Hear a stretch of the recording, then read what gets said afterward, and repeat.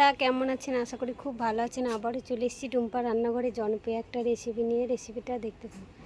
রেসিপিটা হলো সব কিছু সবজি চিংড়ি মাছ দিয়ে ইঁচড় বানাবো। দেখতে থাকুন কী করে বানাই। চিংড়ি মাছ ঢেঁড়স ভেজে নিয়েছি, ইঁচড়গুলো লাল লাল ভেজে নিয়েছি, আলু বেগুন ভেজে নিয়েছি। এতে আছে আদা রসুন বাটা, কাঁচা লঙ্কা চিরা, টমেটো কুচি, পেঁয়াজ কুচি। দেখতে থাকুন কী করে বানান। প্রথমে দিয়ে দেবো সরষের তেল কড়াইয়ে।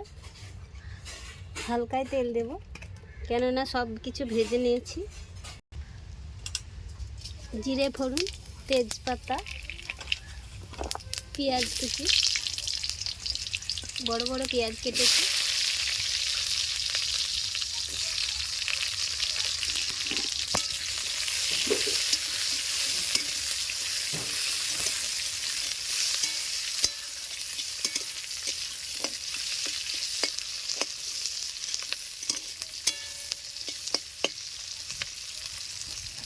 পেঁয়াজটা হালকা হালকা ভেজে দেবো। পেঁয়াজটা হালকা হালকা ভাজা হয়ে গেছে, দিয়ে দেবো টমেটো কুচি,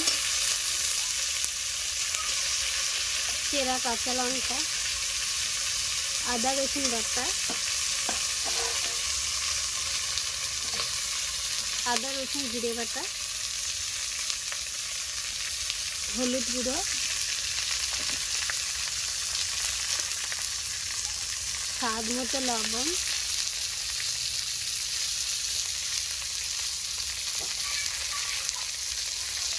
লঙ্কার গুঁড়ো,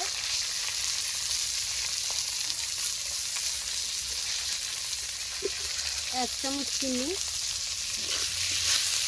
ভালো কষিয়ে নেব।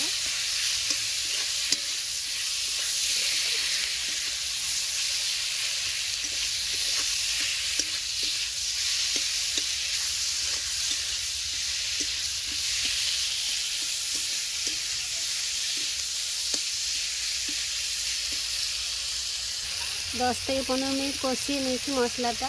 দিয়ে দেবো ইঁচড় ভাজাটা। ইঁচড়টার সঙ্গে কষিয়ে নেব।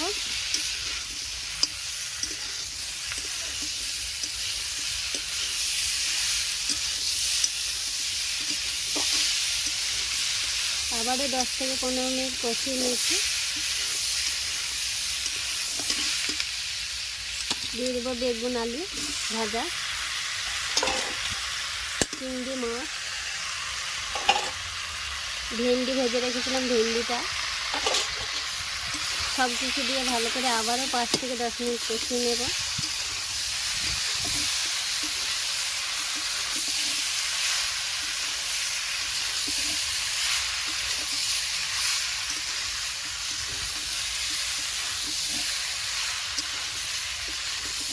খুব সুন্দর কষানো হয়ে গেছে। দিয়ে দেবো জল পরিমাণ মতো।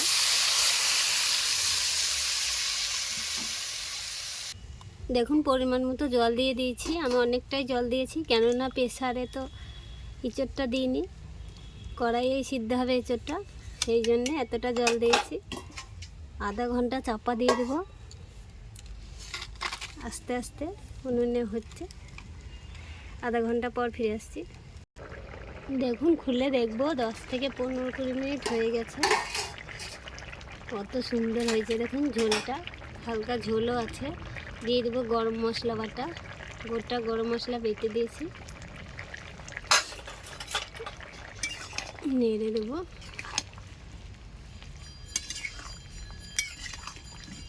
মাখা মাখা সবজি। ভিডিওটা ভালো লাগলে অবশ্যই লাইক করবেন, সাবস্ক্রাইব করবেন, শেয়ার করবেন, পাশে থাকবেন। আর কার কার ভালো লাগলো ইঁচড়ের সবজিটা কমেন্টে অবশ্যই জানাবেন।